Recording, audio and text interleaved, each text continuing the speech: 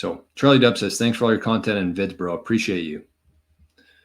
Appreciate you showing up, because the show would be pretty shitty if people didn't show up. Fourth turning. We're in it. Big changes are coming. Yeah, we're in the middle of this thing right now. Okay, what's Dale say here?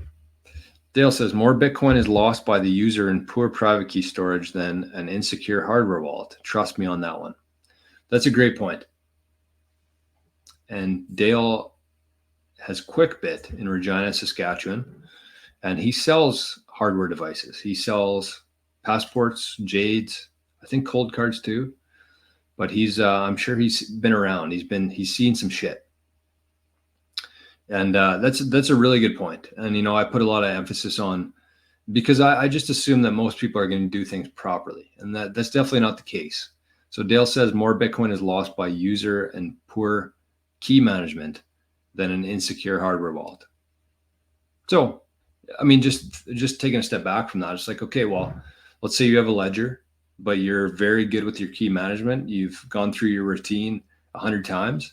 You're probably going to be more secure than somebody who has a cold card, sets up a pin, does it once, doesn't think about it for 2 years, and then has to go back and try to remember what they did 2 years later.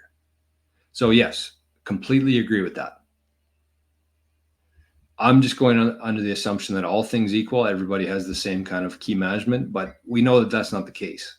But I think you have to have like a flat baseline to compare things to. But I absolutely agree with what Dale's saying. And I've seen it firsthand myself too. I've helped people with a cold card with a bunch of Bitcoin, and they didn't manage their keys properly and they lost the Bitcoin. So it can be done on a cold card, on a jade, on a passport. It's more so about the user. But just, you have to have a baseline when you're comparing the devices.